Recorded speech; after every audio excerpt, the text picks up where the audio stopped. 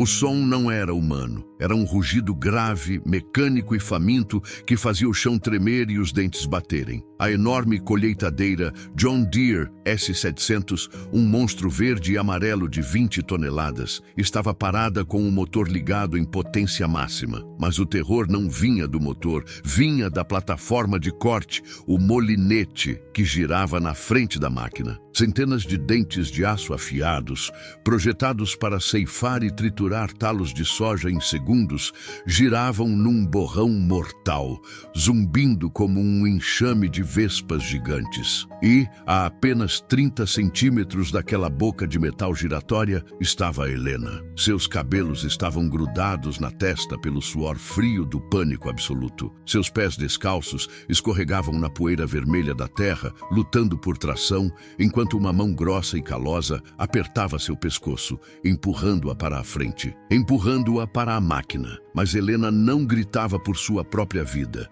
Ela gritava porque, apertado contra seu peito, num abraço que fazia seus braços doerem, estava Lucas, seu bebê de apenas 6 meses. O choro da criança era agudo, desesperado, mas quase inaudível perante o barulho ensurdecedor da colheitadeira. "Joga!" A voz do homem atrás dela era um trovão rouco, cheio de ódio e loucura. "Joga essa peste lá dentro ou eu jogo você junto!" "Pelo amor de Deus, seu Mauro!" Helena soluçava, a voz rasgando a garganta. "Me mata, mas deixa meu filho. Ele é só um bebê." Mauro, o capataz geral da colheita, riu. Não era um riso de alegria. Era o riso de quem perdeu a humanidade. Seus olhos estavam injetados, o hálito cheirava a cachaça barata e tabaco. Ele apertou mais os dedos na nuca de Helena, forçando o rosto dela e o corpo do bebê em direção às lâminas que giravam a 1000 por hora. O vento deslocado pela máquina balançava a manta azul do bebê. Se ela soltasse, se ela tropeçasse, não sobraria nada. "Você não disse que não tinha como me pagar?"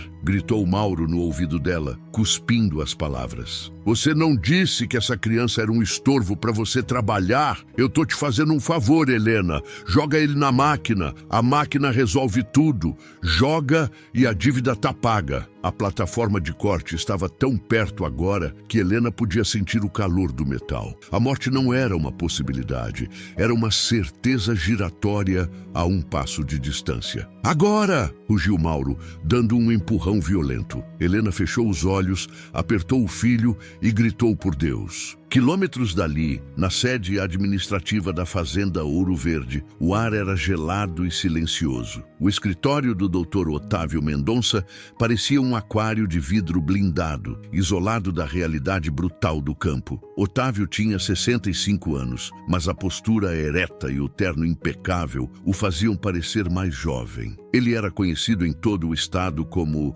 o Rei da Soja. Suas terras se estendiam até onde a vista alcançava. Ele tinha tecnologia de ponta, drones, satélites e uma conta bancária que crescia a cada segundo. Mas sentado em sua cadeira de couro italiano, olhando para os relatórios de produtividade, Otávio sentia um vazio que nenhum lucro conseguia preencher. Ele olhou para um porta-retratos virado sobre a mesa. A foto mostrava uma mulher bonita e uma criança de colo, sua esposa, Cláudia, e seu filho, Miguel, ambos mortos há 30 anos. Uma doença rara levou o menino. A tristeza levou a mãe. Desde então, Otávio transformou seu coração em pedra e sua vida em trabalho. Ele não ia à lavoura. Ele não falava com os peões. Ele apenas gerenciava números. Para ele, a fazenda era uma fábrica a céu aberto e as pessoas eram apenas engrenagens que precisavam funcionar. "Doutor Otávio", a voz da secretária soou no interfone. "O que é?" respondeu ele, ríspido. "O gerente do banco ligou e...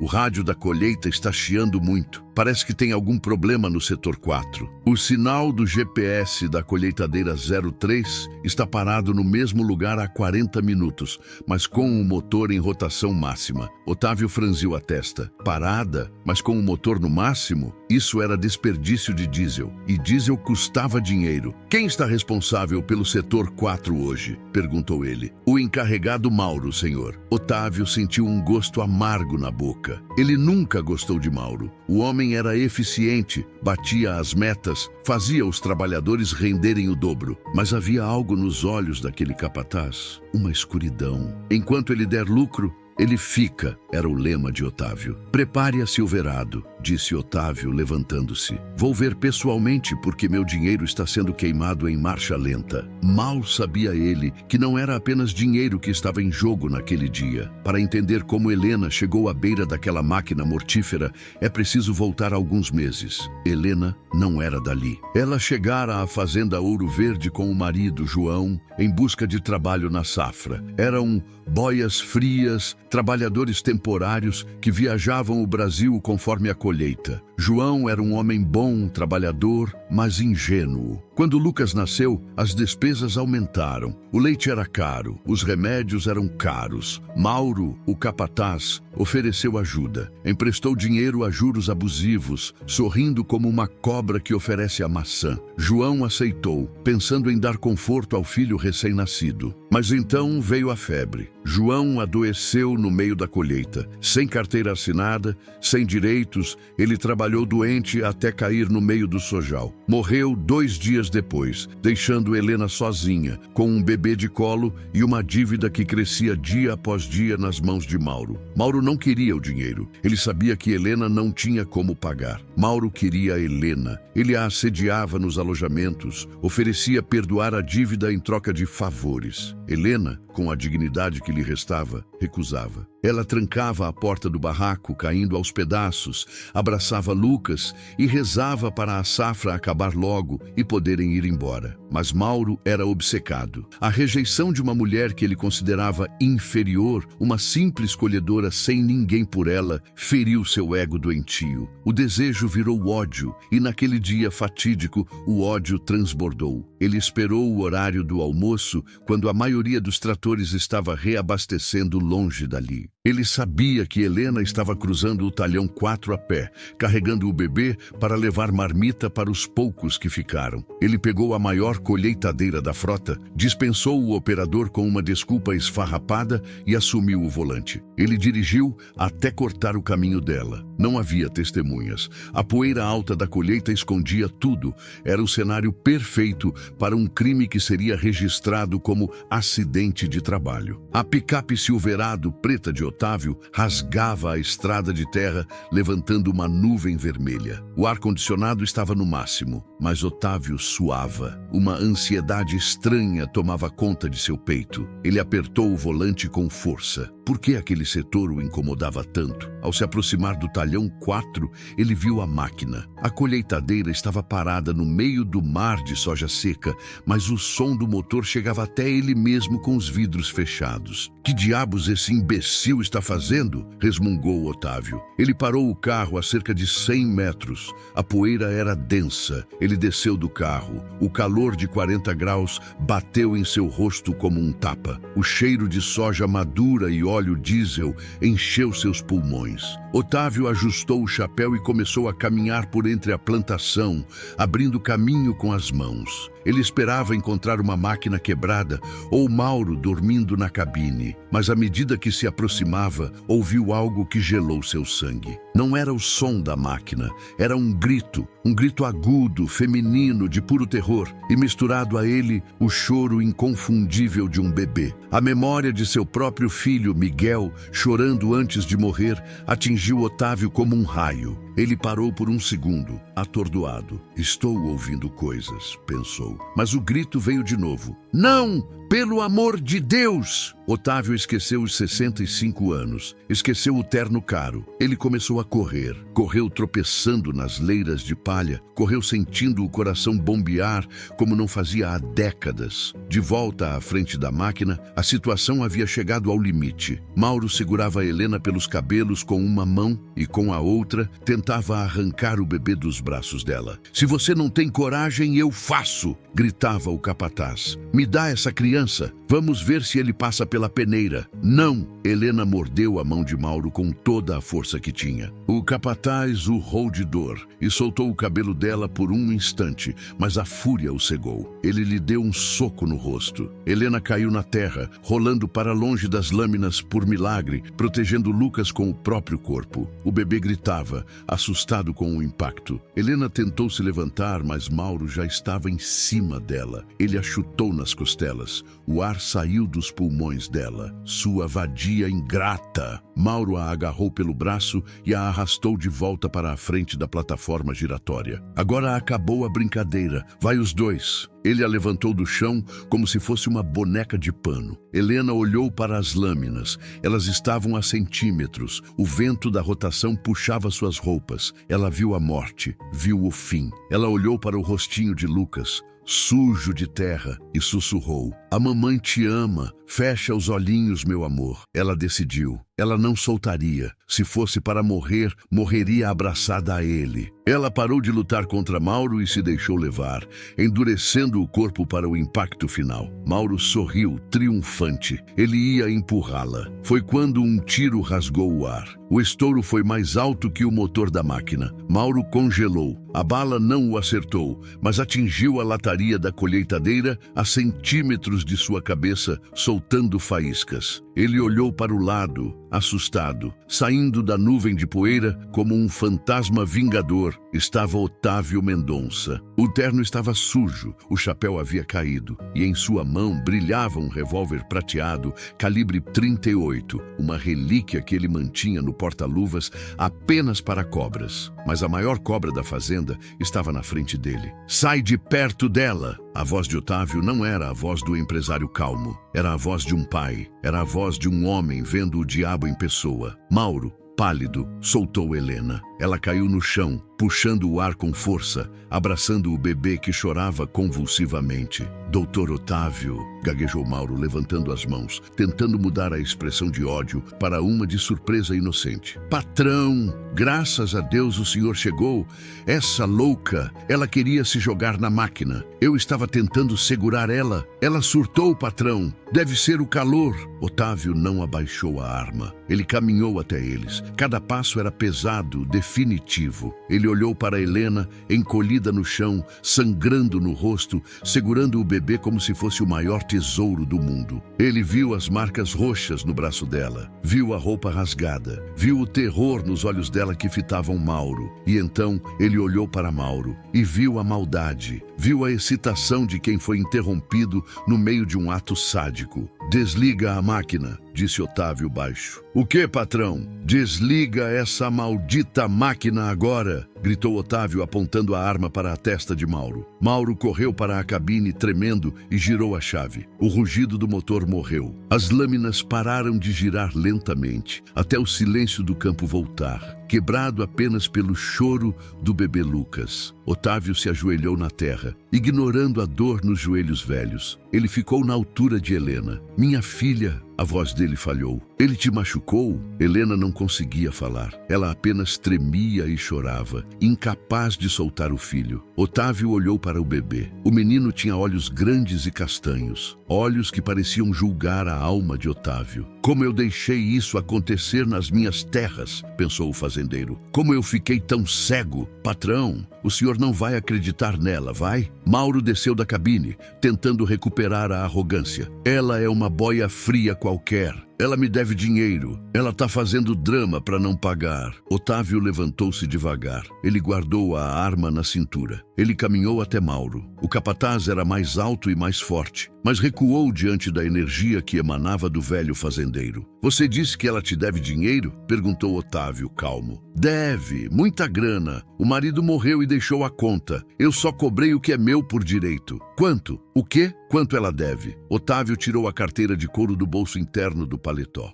Uns 5.000 reais, com juros", mentiu Mauro sorrindo, achando que o patrão ia pagar e tudo ficaria bem. ninguém. Otávio abriu a carteira, tirou um maço de notas e então, num movimento rápido, jogou o dinheiro na cara de Mauro. As notas voaram ao vento. Está pago, agora ela não deve nada. Mauro se abaixou instintivamente para pegar o dinheiro no chão. Mas você, continuou Otávio, e sua voz ficou gelada como o aço da colheitadeira. Você deve muito. Você deve a dignidade dela. Você deve a inocência dessa criança. E você vai pagar. Pagar como? Mauro riu nervoso com o dinheiro na mão. O senhor vai me demitir? Grande coisa. Tem muita fazenda por aí. Otávio sorriu. Um sorriso triste, mas perigoso. Demitir? Ah, Mauro, você não entendeu. Eu sou o dono de tudo isso aqui. Eu conheço o delegado, o juiz, o promotor e o governador. Eu acabei de ver uma tentativa de duplo homicídio qualificado por motivo torpe. A cor sumiu do rosto de Mauro. Eu não vou te demitir, sussurrou Otávio, chegando bem perto do ouvido do capataz. Eu vou te destruir.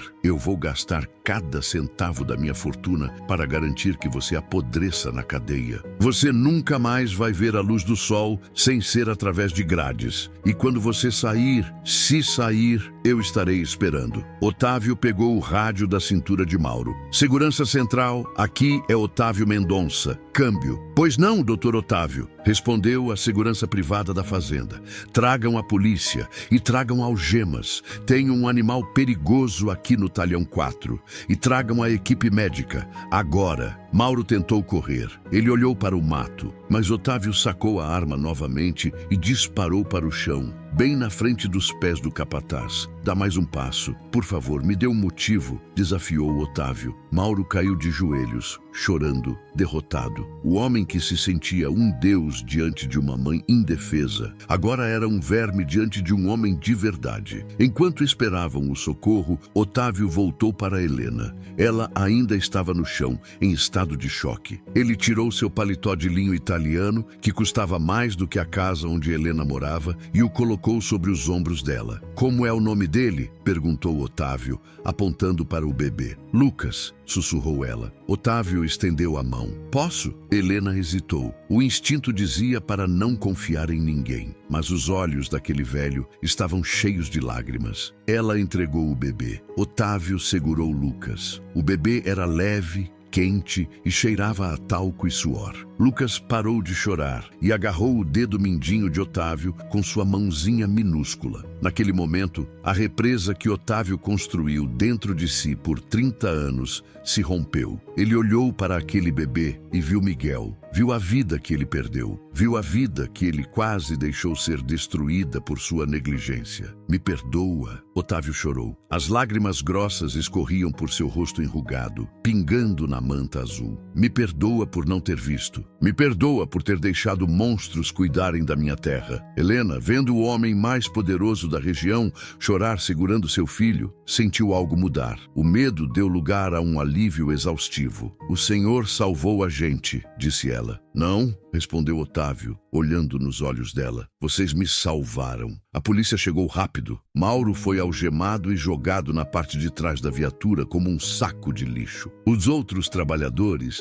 que chegaram para ver o que estava acontecendo, aplaudiram quando viram o capataz cruel sendo levado. Muitos ali também tinham sofrido nas mãos dele, mas tinham medo de falar. A queda do tirano foi a libertação de todos. Helena e Lucas foram levados para a casa grande, a mansão de Otávio, não para trabalhar, mas para serem cuidados. Médicos particulares examinaram os dois. Helena tinha costelas machucadas e muitos hematomas, mas ficaria bem. Naquela noite, Otávio não conseguiu dormir. Ele andava pelos corredores da casa vazia, que agora tinha um som novo, o som da respiração de uma criança dormindo no quarto de hóspedes. Ele percebeu que sua riqueza não valia nada se servisse apenas para acumular números. Ele tinha poder para mudar vidas e tinha escolhido ignorar isso. Até agora. No dia seguinte, Otávio chamou Helena em seu escritório. Helena, eu tomei algumas decisões, disse ele, sério. Helena abaixou a cabeça com medo de ser mandada embora. Eu entendo, doutor. Assim que eu melhorar, eu pego a estrada. Ninguém vai pegar estrada nenhuma, interrompeu Otávio. Ele empurrou um papel sobre a mesa. Isso é um contrato vitalício. Eu demiti toda a equipe de supervisão. Preciso de gente de confiança,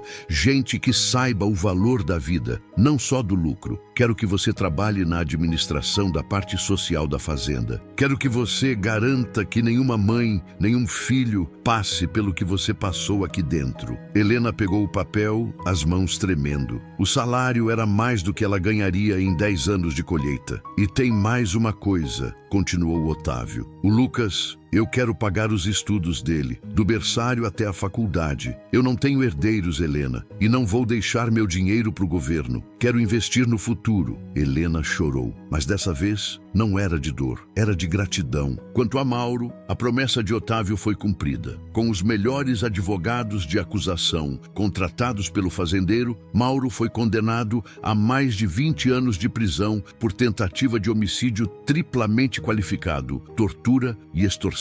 Na cadeia, a lei é outra. Quando os outros presos souberam que ele tinha tentado jogar um bebê numa trituradora, a vida de Mauro virou um inferno. Ele, que gostava de usar a força contra os fracos, agora era o mais fraco entre os violentos. A justiça divina usou as mãos dos homens para cobrar cada lágrima que ele fez Helena derramar. 5 anos se passaram. A fazenda Ouro Verde mudou. Não era mais apenas uma fábrica de grãos. Era um modelo de gestão humanizada. Havia creche para os filhos dos funcionários, escola, posto de saúde. No final de uma tarde dourada, uma caminhonete parou na beira do lago da fazenda. Um menino de 5 anos desceu correndo, rindo, segurando uma pipa. Vovô Otávio! Vovô Otávio! Me ajuda a empinar! Gritava o menino Lucas. Otávio, agora com 70 anos, mas com o rosto muito mais leve e sorridente, desceu do carro. Ele não usava mais terno. Usava uma camisa xadrez simples e botas sujas de terra. Ele andava pela fazenda todos os dias agora. Conhecia cada funcionário pelo nome. Helena desceu logo atrás, vestida com elegância e confiança. Ela agora era a gerente de recursos humanos da fazenda, respeitada e admirada por todos. Otávio pegou a pipa da mão de Lucas. Vamos lá, garoto. O vento está a nosso favor hoje. Enquanto a pipa subia no céu laranja, Otávio olhou para Helena e sorriu. Ele olhou para a colheitadeira passando longe no horizonte, colhendo a soja. A máquina não era mais um monstro, era apenas uma máquina. O monstro tinha ido embora, expulso pelo amor e pela coragem de uma mãe. Otávio colocou a mão no ombro de Lucas. Sabe, filho, a terra devolve tudo o que a gente planta. É, vovô? Perguntou o menino inocente. É, se plantar ódio, colhe solidão, mas se plantar bondade, ele olhou para sua nova família. A gente colhe uma vida que vale a pena. E ali, sob o pôr do sol do sertão, o homem mais rico da região descobriu que sua maior fortuna não estava no banco, nem nos silos de soja. Estava ali, empinando pipa, rindo livre e feliz.